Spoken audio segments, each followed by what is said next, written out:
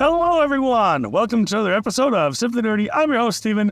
I'm joined today by Anthony, Lisa, and a special guest, Caitlin. And we are here to talk about Dragonsteel 2023 Day 2. And just to kick things off, there were some awesome announcements that Brandon Sanderson made today. The first one being Dragonsteel 2024. It will be a weekend release for Stormlight 5, which is awesome. And Dragonsteel will take place over the course of 3 days, Thursday, Friday, and Saturday, and Stormlight 5 releases after. What do you all think? I'm going to be there for sure. You will be there. You heard it here first. We've been trying to figure out if we want to get VIP tickets or like save up for that or just go general admission again. Yep, we're still figuring out all the details, but we are definitely going to be there. Yeah, I have to say, just on the basis of it being the release of Stormlight 5, that might be enough to tip the scales for me. Oh, that's true. But I guess we'll have to see if my wallet agrees with me. Absolutely. You never know. All right, moving on. We've got Brandon's wife announced the DS project, or the Dragonsteel project. This will serve as the Dragonsteel HQ. Right now it's hesitantly named Dragonsteel Village, most likely changing, where they will have a really awesome bookstore. It will serve as a site, like a destination for fans. You can have events there, such as wedding receptions. There'll be a cafe, community rooms for book clubs, retail locations around the building for art and whatnot. And let's see, when will it be releasing? Good question. Within the next 4 to 10 years from now. But he did say in a future Q&A question of where this would be located, he did say it would be in Utah County, and he said it would be close by. Now, I don't know if that means close by to him. Yes. I assume that's what it means. I think that's what, maybe I misheard, but I thought that's what they actually said. Okay, good. Because that'd be awesome. So around American Fork area, Lehigh, maybe Saratoga Springs-ish, maybe? Or Orem, or I don't know. I'm going to say real quick that a lot of the things about the DS project were just like ideas. They kind of got the vibes that they were spitballing a little bit, but I think those were like their what they would like to do. Yep. Either way, it's a huge deal. I was really surprised because That is a lot of money, mate. I mean, they're making their own location. They're talking about basically being their own bookstore, if not, I mean, I guess I didn't say publisher, but like, it sounds like they're getting really ambitious. And, and they already were that, so. Is there, I have a question, which I do not know the answer to, so this is a general question. Is there any other author that has their own bookstore like that? Or their own, like, HQ like that? I don't know of any, but I might be completely ignorant. Me too, but I'm thinking no. I mean, probably the closest person would be like someone like J.K. Rowling. Oh, that's fair. Where like you can go and tour the sets, but it's not really hers. It's like the studios, right? It's Universal's. Is that right? Yeah. You like go to London or tour the sets and stuff, but that's not quite the same. Yeah. Nope. Awesome. But then we were blessed. Our ears were blessed to hear that the Words of Radiance Leatherbound is coming. Which includes Friend Plushie. So we be clear, it's a thing on backer kit, so it's like it's a backer kit. Yes. And yes, I turned to Steven and I said, I will never financially recover from this. It's so true. Because our wallets will suffer forever. Like, they showed, like, a Spren plushie. They didn't say it was Syl. It still looks like Syl, though. It looks like Syl, but it could have just been a Wing Spren. I don't know. Yeah. But, so maybe they did say it was Syl, but they kind of gave me the vibes that there would be other Spren as well, and I'm like, oh no. I'm gonna have to get several Spren. And So I think that's what he said. That's way their own. Yeah. Yeah, it was so cool. But I'm gonna have to get all of them because Syl is too. I mean, maybe it's Syl, maybe it's a Windsprend. It's too cute, and I'll have to get it. Okay, quick question. Yeah. What's everyone's friend? I only, or their order. Go ahead. I forgot mine. Hold up. Mine would be a cryptic, if I remember correctly, my results. Oh, there we go. I know that is. It's been a while since I took the quiz, but I'm pretty sure I came out as a windrunner, so I'd have an honor spread. Well, I was an edge dancer. I can't remember which spread. One of the And a plant guide. Plant thing. Yeah. Just whatever that is. Cultivation. Cultivation spread. Yeah. is that right? Yes. Yes. And I'm also the same as Caitlin. So, edge dancer. Alrighty. Well, this is the last question. We're going to go into more detail in our next episode of everything else Dragonsteel related, because we simply do not have time right now. We are literally just recording this in the car driving home. If the audio quality sucks, I'm sorry. But I did my best to fix it as best I can. But what was everyone's favorite part about Dragonsteel 2023 in general, or just day 2, or the combination of both? Well, I'll jump in. So I got super lucky. My badge got selected for the personalized signing event. And that's actually what we're just leaving from. So I was able to get all of the secret projects signed by Sanderson himself. I got to talk to him for a very brief moment. And it was very cool. We said what you talked to him about. Well, it's a question. You should. Top question. Okay, sure. First of all, I probably embarrassed the heck out of myself. But there were so many things I wanted to say, and I'm like, I probably better not, because he's got so many people to sign. Anyway, he, just as a preface, he talked about how he connects two stories as a way to kind of experience emotion. At least that's the way I remember it. And that's something that I find very true of me. And an example in particular that is kind of a big impact on me right now is the story of the Xenoblade Chronicles games, particularly Xenoblade 3. There's a series of scenes in that game that are so incredibly emotional that I just go back and I watch them and I feel it over and over, and I watch other people's reactions and I feel that. And anyway, so it just kind of made me think of that. And so I was like, you know, I'm going to ask him if he's played them or heard of them. And so that's what I asked him. He said that he hasn't played them, but he has a brother-in-law, I think, that really likes them. So maybe someday. And I just said, well, I highly recommended. And then I needed to scoot myself off. So Like you embarrassed yourself too bad. Nope, I did great.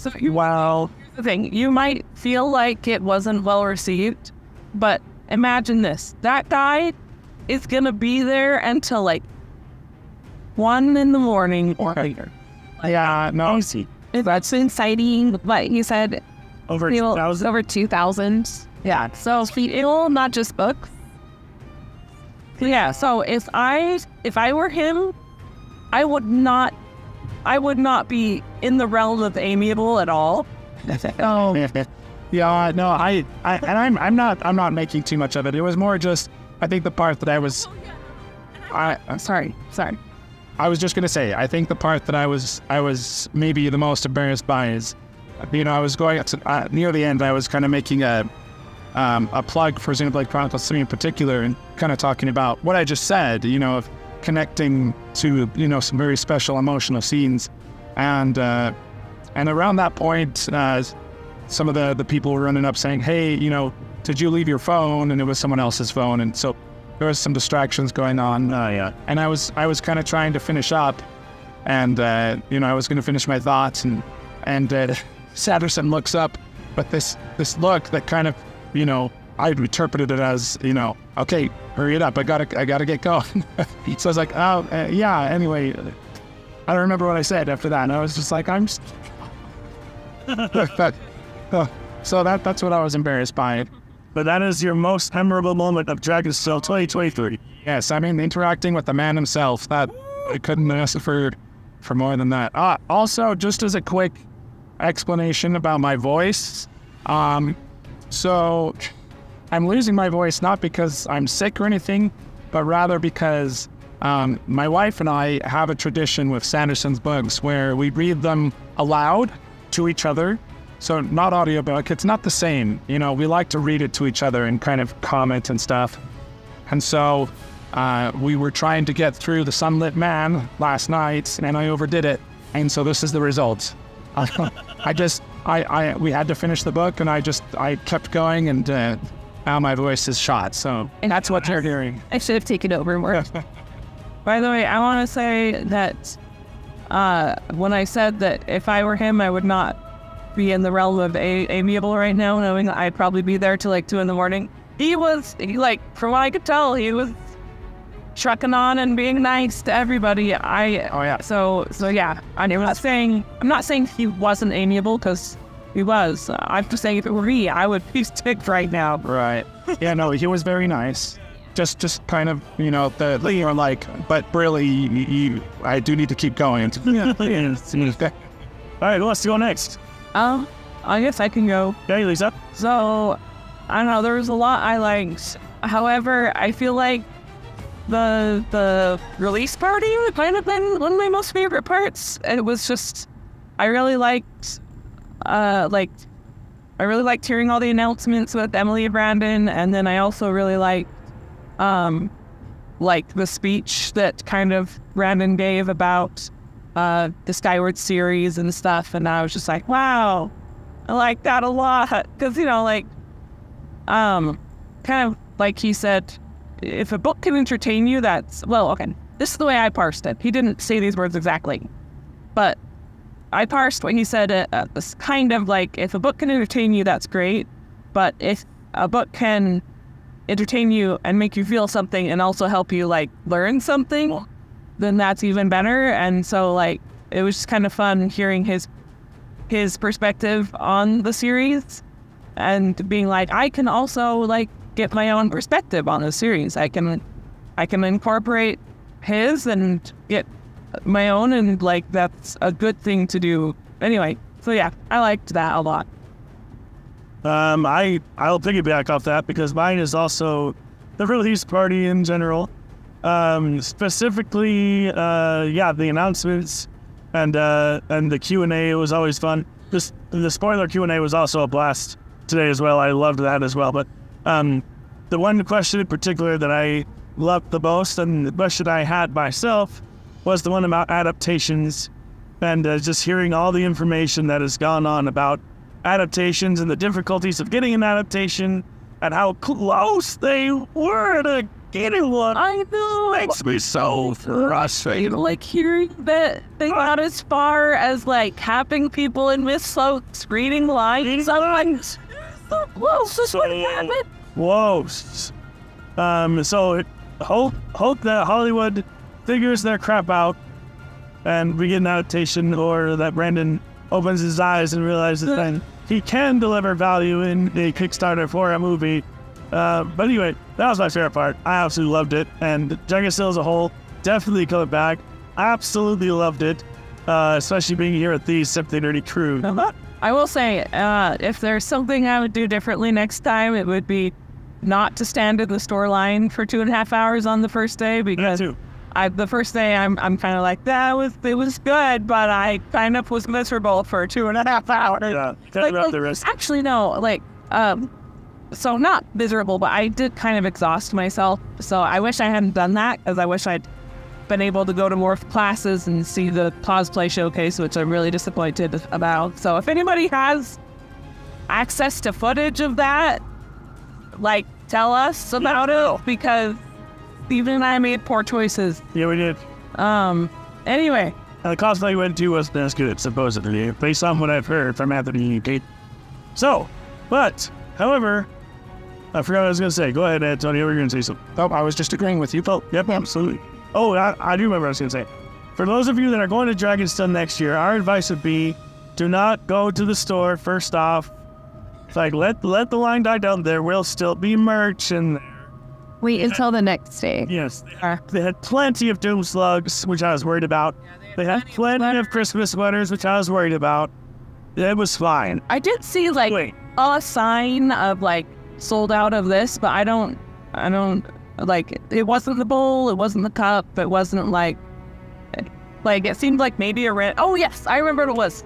The thing that the one thing I saw that was sold out was the pin for the Dragonsteel 2023.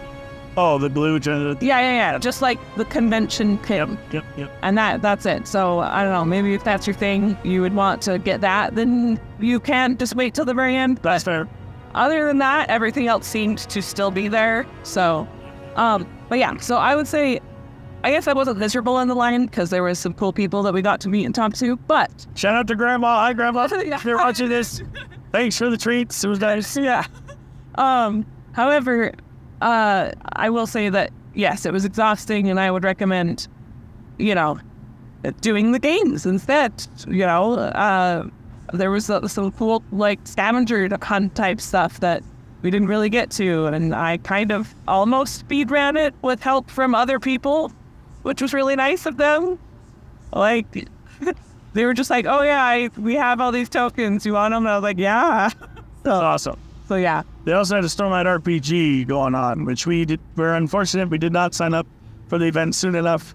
After you sign up for Dragonsteel, you do have to sign up for individual events you want to add to. They are free with your badge, so it looks like you're checking out a bunch of different tickets for different conventions, but they will be free.